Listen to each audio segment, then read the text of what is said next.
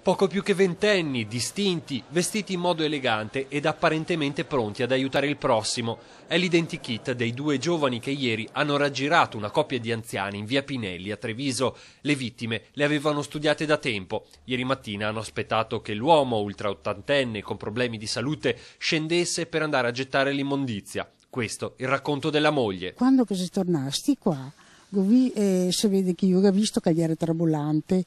E Mario è venuto su, che altro che si andadrio. Quando che si sta da porta mio Mario, sto qua si presenta e io dico cosa che vuole.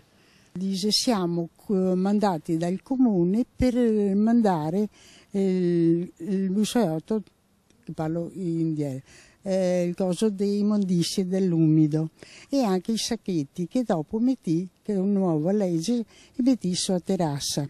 Inizialmente diffidente con i due intrusi sedicenti dipendenti del comune, la coppia decide infine di fidarsi quando sente che si tratta di gente del posto. Lui era stranieri, era italiani, e parlava bene anche il dialetto anche italiano. I due giovani pongono ai coniugi una serie di domande sulla raccolta dei rifiuti, ovviamente inventate, poi i quesiti si fanno più diretti. Dopo mi sono accorta quando che io ho detto, dice, ma scusa, gli ho detto, dove sei che è? A Cassaforte? Ma qua è a Cassaforte? Ma siamo due pensionati che abbiamo una miseria di pensione, tutte le domande a Cassaforte. In assenza della cassaforte, i delinquenti riescono comunque a farsi dire dove vengono tenuti i soldi ed i preziosi. In un battibaleno fanno sparire 800 euro, anelli, orecchini ed orologi. Quando i coniugi se ne accorgono è però troppo tardi. Ho tanta paura, tesoro. Non mi dormito stanotte, paratia.